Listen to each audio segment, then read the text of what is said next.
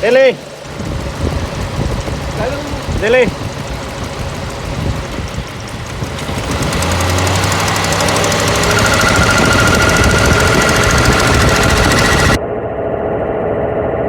Ya.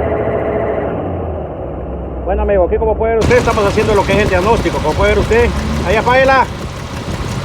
El sonido lo estamos escuchando en la parte de aquí. Ya apáguela.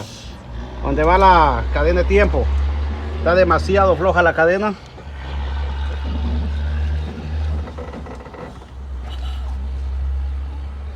Entonces necesitamos en la parte de aquí abajo, mire, tiene demasiado juego la cadena acá. Y el sonido lo estoy escuchando de este lado. Entonces si la cadena está demasiado floja, tendríamos que revisar la guía que está del otro lado. Duda, pregunta, contáctese al 240-354-8897 para que usted autorice proceder, seguir con el diagnóstico, ¿verdad? Hay un número de teléfono ahí, ¿verdad?